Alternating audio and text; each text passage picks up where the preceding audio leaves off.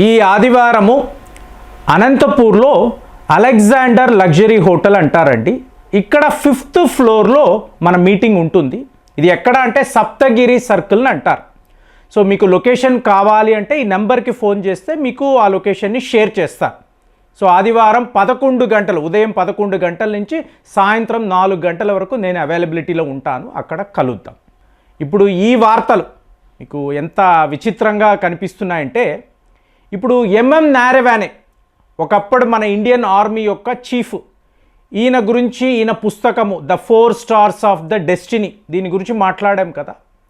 మీకు ఎట్లాంటి వార్తలు వస్తున్నాయో చూడండి. మీకు ఈ బుక్ ఇప్పుడు నన్ను అడిగారు, నేను ఒక వీడియోలో ఆల్రెడీ మాట్లాడేశాను. ఈ బుక్ పబ్లిష్ అయిపోయింది అని చెప్పాను. తరువాత మిత్రులంతా ఇంకా పబ్లిష్ కాలేదు కదండి, మనం ఎలా చెప్తాము అని చెప్పి ఒక చిన్నపాటి డిస్కషన్. కానీ నన్ను అడిగారు అనుకోండి, అవునండి పబ్లిష్ అయ్యింది అనే చెప్తాను. ఎందుకంటే ఒక వ్యక్తి ఈ పుస్తకాన్ని చేతిలో పట్టుకొని పార్లమెంట్ ఆవరణలో తిరుగుతున్నాడు.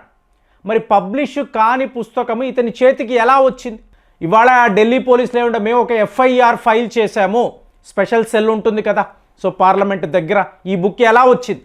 మీకు విడుదల కాని పుస్తకాన్ని ఒక వ్యక్తి ఎలా అంటే ఇలాగ ఎంతంత మంది బుక్కుని పట్టుకొని తిరుగుతున్నారు కాబట్టే అంటున్నారు పబ్లిష్ అయిపోయింది. కానీ చూడండి, పెంగ్విన్ పబ్లిషర్ వీళ్ళు ఒక స్టేట్మెంట్ ఇచ్చారు. మీకు ఎంఎం నారవానే గారు రాసిన ఈ పుస్తకానికి సంబంధించిన డాక్యుమెంట్స్, డ్రాఫ్టింగ్, మీకు అలాగే పబ్లిషింగ్ రైట్స్ మా వద్దే ఉన్నాయి. ఎవరైనా బయట ఇలా ఈ పుస్తకాన్ని వీళ్ళు ఇలా పెట్టుకొని తిరుగుతూ ఉంటే మేము బాధ్యులము కాము. మోరోవర్ వాళ్ళ మీద లీగల్ యాక్షన్ కూడా తీసుకుంటాము. కరెక్ట్గా చెప్పారు కదండి, బాగానే చేశారు కదా. అంటే ఇక్కడేనండి క్రక్స్ ఆఫ్ ద ప్రాబ్లం చూడాలి. మీకు ఎప్పుడైతే కాంట్రవర్సీ పార్లమెంటులో వచ్చిందో, ఈ డ్రాఫ్ట్ని నేను చదువుతాను అని చెప్పి ఇతను ఎప్పుడైతే అంటున్నాడో, మీరు గుర్తుపెట్టుకోవాలి ఫ్రెండ్స్, ఒక ఐపీఎస్ ఆఫీసరు, ఒక ఐఏఎస్ లేదా ఇలాగా మీకు ఆర్మీ జనరల్స్ వీళ్ళు పుస్తకాలు రాస్తున్నప్పుడు ఇది సెంట్రల్ గవర్నమెంట్ పర్మిషన్కి వెళ్తుంది. వాళ్ళు లైన్ బై లైన్ చదువుతారు. ఎందుకు చదవాలండి అంటే వీళ్ళు ఎవరినైతే రెఫర్ చేస్తున్నారో, ఒక మోదీ గారి పేరు తీసుకోవచ్చు లేదా రాజ్నాథ్ సింగ్ గారు అనొచ్చు, వీళ్ళందరూ ఇంకా సర్వీస్లో ఉన్నారండి, వాళ్ళు ఉన్నత పదవుల్లో ఉన్నారు. వాళ్ళని రెఫర్ చేస్తున్నప్పుడు, వాళ్ళ డిసిషన్ మేకింగ్ని మీరు ఇన్ఫ్లుయెన్స్ చేస్తున్నప్పుడు ఖచ్చితంగా ఈ బుక్ని వీళ్ళు చూస్తారు. సో మీరు అలా రెఫర్ చేస్తున్నారంటే సెన్సార్ కూడా చేస్తారు, ఎందుకంటే క్లాసిఫైడ్ ఇన్ఫర్మేషన్ ఉంటుంది కదా. మోరోవర్ ఎంఎం నారవానే లాంటి వాళ్ళు క్రిటికల్ స్టేజెస్లో, భారత చరిత్రలో మీకు చాలా చాలా క్రిటికల్ సిచ్యువేషన్లో వీళ్ళు పదవుల్లో ఉన్నారు. మనం గాల్వాన్ వ్యాలీ అంటాము, ఇవన్నీ మాట్లాడతాం కదా. కానీ ఇక్కడ ప్రాబ్లం ఏమిటంటే, ఈ కాంట్రావర్సీ అయిన 5 రోజుల తరువాత ఎంఎం నారవానే గారు మాట్లాడడం. ఇప్పుడు నేను చెప్పిన రెఫరెన్స్ ఏంటి, మీకు ఆ టైంలో రిటైర్ అవుతున్నప్పుడు ఈయన ఇచ్చిన స్టేట్మెంట్స్ 1 ఇంచును కూడా భారత్ పోగొట్టుకోలేదు. వాళ్ళు మన దగ్గరికి వచ్చారే కానీ మన భూభాగంలోకి రాలేదు, ఇంకా మనమే వెళ్ళాము. అంటే కైలాష్ కొండల మీద ఎవరున్నారు? ఇండియన్ ఆర్మీ, మన ట్యాంకులు ఉన్నాయి కాబట్టి మనము క్లియర్గా ఉన్నాం. సో ఇప్పుడు మీకు రాహుల్ గాంధీ గారు లాంటి వాళ్ళ చేతికి పుస్తకం ఎలా వచ్చింది, ఎలా లీక్ అయ్యింది, దీని మీద ఇన్వెస్టిగేషన్ మొదలైంది. ఇక పెంగ్విన్ వాడు ఇంత రెస్పాన్సిబుల్గా అంటే 5 రోజుల తరువాత నువ్వు ఒక స్టేట్మెంట్ ఇస్తావా? నారవానే గారు ఇవాళ మాట్లాడతారా? సేమ్ డే మాట్లాడాలి కదండి.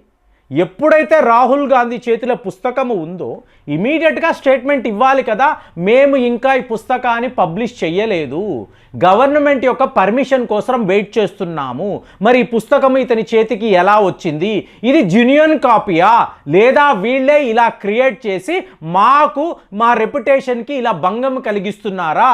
ఈ స్టేట్మెంట్ ఎప్పుడు? Day 1 రావాలి.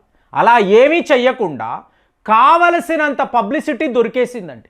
ఇప్పుడు ఈ పుస్తకాన్ని మీరు రిలీజ్ చేశారు అంటే హాట్ కేకుల్లాగా అమ్ముడుపోతుంది, టక అయిపోతుంది. ఇదే వీళ్లకు కావాలి. చూడండి, ప్రజాస్వామ్య వ్యవస్థలో ఇలా ఎన్నో చేస్తూ ఉంటారు. కానీ నాకు అనిపించింది చూడండి, చైనా వాడు అంటే చైనా వాడిని ప్రసన్నము చేసుకోవడానికే నారవణే గారు అనండి, లేదా రాహుల్ గాంధీ గారు లాంటి వాళ్ళు ఇలాంటి చీప్ టాక్టిక్స్ అనేవి ప్లే చేస్తున్నారు. చైనాను చూశారనుకోండి, చైనా కమ్యూనిస్టు పార్టీ ఒక షాకింగ్ స్టేట్మెంట్ ఇచ్చారండి. నేనైతే బిత్తరపోయాను. ఈ టైంలో అంటే వాడి తెలివితేటలు చూడండి. మీకు యునైటెడ్ నేషన్స్ సెక్యూరిటీ కౌన్సిల్లో ఖచ్చితంగా భారత్కు పర్మనెంట్ సీటు ఇవ్వాలి అంటే యూకే, ఫ్రాన్స్, ఇంకా చెప్పాలంటే రష్యా వీళ్ళు కూడా బలహీనపడిపోయారు. అమెరికా, చైనా, భారత్ ఈ గ్రూపులో ఖచ్చితంగా ఉండాలి. ఒకవేళ లేకపోతే ప్యారలల్గా మనము ఒక యునైటెడ్ నేషన్స్ను తీసుకురావాలి. అంటే మీకు 194 దేశాలు అన్నప్పుడు ఒక 100 దేశాలు ఆల్రెడీ బ్రిక్స్ అన్నారనుకోండి, 50 కంట్రీస్ పైగా ఉన్నారు. అలాంటిది ఏంటి, మీరు ప్యారలల్గా ఇంకొక యుఎన్ని తీసుకొచ్చారనుకోండి, ఒక 100 దేశాలు కలిసేరు అనుకోండి, మీకు భారత్, చైనా కుదిరితే రష్యాను కలుపుకుంటాం.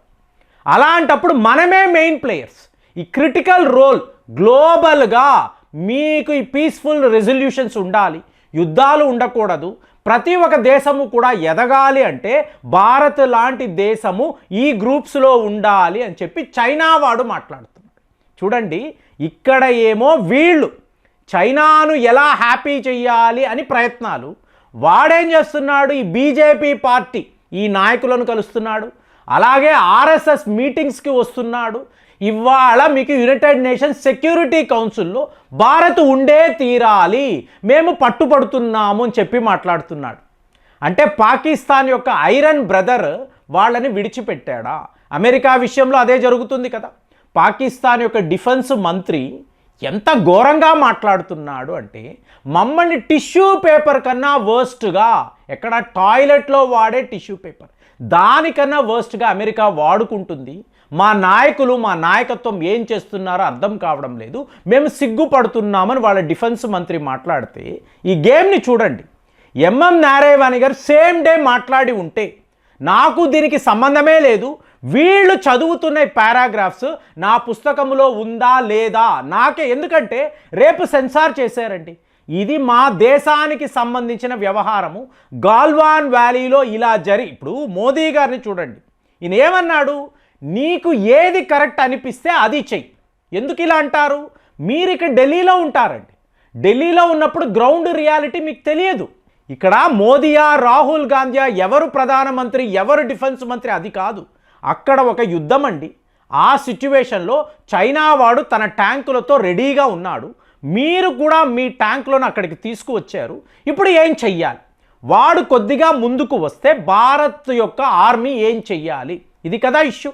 ఎవరైనా కానివ్వండి, ఏ పార్టీ అయినా కానివ్వండి. ఇప్పుడు అక్కడ ఉన్నది ఎవరు, నారవణే అనబడే ఇండియన్ ఆర్మీ యొక్క చీఫ్ బిపిన్ రావత్ గారు అక్కడే ఉన్నారు. మీకు జోషి గారు, జనరల్ జోషి కూడా అక్కడే ఉన్నప్పుడు మీరు నిర్ణయం తీసుకోవాలి. అంటే మీ ఫారిన్ పాలసీ ప్రకారం మీరు నిర్ణయం తీసుకోవాలి. అంటే మీరు మీ సెంట్రల్ గవర్నమెంట్ని అడగాలి. సో ఇక్కడ ఏంటి నిర్ణయము, నీకు ఏది కరెక్ట్ అనిపించిందో, దేశ భద్రతను మైండ్లో పెట్టుకొని ఏది కరెక్టో అది చెయ్యి. ఇదే వీళ్ళు చెప్పింది. అంటే చెప్పిన తరువాత నారవణే గారు యాక్షన్ తీసుకోవాలి కదా, తీసుకున్నాడు. సో కాబట్టే తెల్లారితే మీకు కైలాష్ కొండల వద్ద ఇండియన్ ఆర్మీ మన ట్యాంకులు ఉన్నాయి. ఇది చూసి వాడు భయపడ్డాడు. ఇదే కదా జరిగింది. దీన్ని మీరు ఎలాగైనా వక్రీకరించవచ్చు కదండి, ఎలాగైనా. అంటే ఇప్పుడు ఉన్న టెక్నాలజీకి, ఆర్టిఫిషియల్ ఇంటెలిజెన్స్లో ఇలాంటి ఒక పుస్తకాన్నే మీరు డేస్లో క్రియేట్ చేయొచ్చు, మీకు తోచింది అందులో రాయవచ్చు. నారవణే గారే ఇది చెప్పారు అని సోషల్ మీడియా ఎంతలాగా, ఎన్ని అబద్ధాలండి. కానీ చైనా వాడి తీరును చూశారు అనుకోండి, మనల్ని యునైటెడ్ నేషన్స్ సెక్యూరిటీ కౌన్సిల్లో కీలక మెంబర్ కాదు, పర్మనెంట్ మెంబర్ చెయ్యాలని వాడు రికమెండ్ చేస్తున్నాడంటే ఇంతవరకు ఎప్పుడూ చెయ్యలేదండి. ఏదో ఒక సందర్భంలో మనల్ని ఆపుతూనే ఉంటాడు. అలాంటి చైనా సడన్గా మనకి సపోర్టుగా ఇలా ఎందుకు మాట్లాడుతున్నాడు, మీకేమనిపిస్తుంది కామెంట్స్లో రాయండి. మళ్ళీ వచ్చే వీడియోలో కలుద్దాం. జై హింద్.